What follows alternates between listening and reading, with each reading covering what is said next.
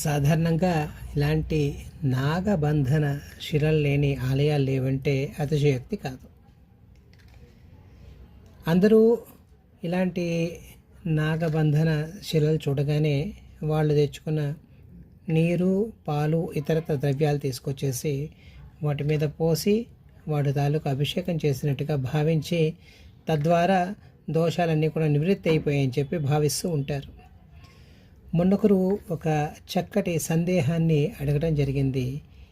మా అంతటా మేమే పోసేయచ్చా వీటి మీద, లేదా ఇక్కడ కూడా అర్చక స్వామిని తీసుకొచ్చి మేము చేసుకోవాలా అని చెప్పి. చాలా ఆలోచించదగిన విషయం ఇది.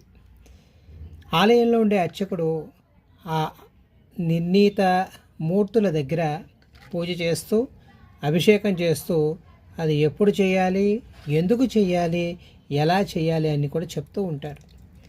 మనందరం కూడా మన తోచినట్టుగా వాటి మీద అన్నీ పోసేసి తిరిగి వాటిని శుభ్రం చేయకుండా, అంటే పాలు పోసేసి వెళ్ళిపోయే వాళ్ళు కొంతమంది అయితే ఇతరత్ర తేనె, కొంతమంది నెయ్యి, నూనె, పంచదార, ఇతరత్ర అన్ని రకాల వస్తువులు కూడా తీసుకొచ్చేసి వాటి మీద పోసేస్తూ ఉంటారు.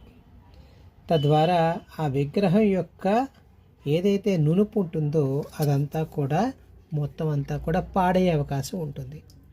రెండోది, మంత్రపూర్వకంగా ఏదైనా అభిషేకం చేస్తే దాని ఫలితం ఎక్కువ ఉంటుంది. కాబట్టి సమంత్రపూర్వకంగా మీరు చక్కగా అభిషేకం చేయించుకుంటే బాగుంటుంది.